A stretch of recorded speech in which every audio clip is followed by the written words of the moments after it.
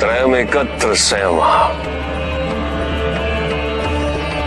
धारणा, ध्यान और समाधि, इन तीनों को मिलाकर संयम की अवस्था बनती है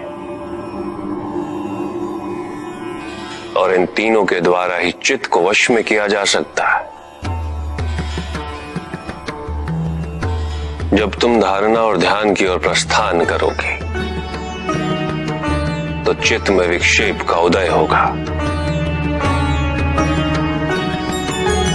और विक्षेप से मुक्ति के लिए तुम्हें चित्त को एक स्थान पर स्थिर करने का प्रयत्न करना होगा। उसके लिए किसी पदार्थ विशेष या देश विशेष पर ध्यान केंद्रित किया जाता है। योग में देश के दो अर्थ हैं कन्या। देश आपके शरीर के भीतर भी अवस्थित होता है। भूमध्य अर्थात ललाट के मध्य, नासिका का अग्रभाग, हृदय और नाभि, यह हमारे शरीर में स्थित देश है। इसके अतिरिक्त गुरु, देवी देवता की मूर्ति, प्रज्वलित दीपशिखा, किसी योगी का शरीर, ओमकार जैसी ध्वनि के आलंबनों को भी योग में देश कहते हैं। चित्त को किसी पदार्थ या देश विशेष में केंद्रित करने की प्रक्रिया धारणा है। क्योंकि तुम जिस पे मन एकाग्र करो, मन उसके गुण और उसका आकार धारण कर लेता है। चित्त यदि अशांत हो, अशुद्ध हो, तो इस प्रक्रिया से उसमें शांति और शुद्धता का भाव स्थापित हो जाता है। यही एक सर्वोत्तम मार्ग है कन्या, चित्त शुद्धि का।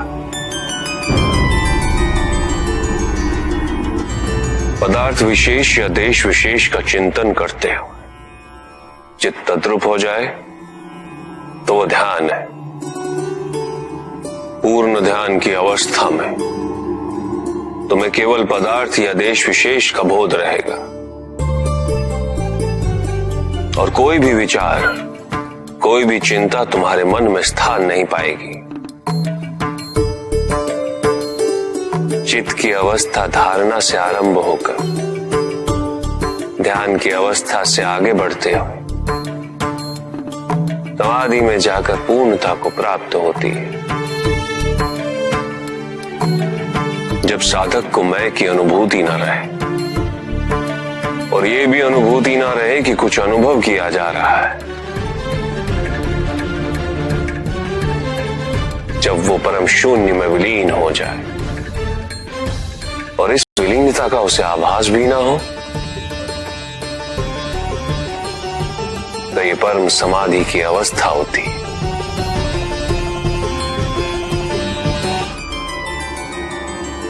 श्वास दर्शन।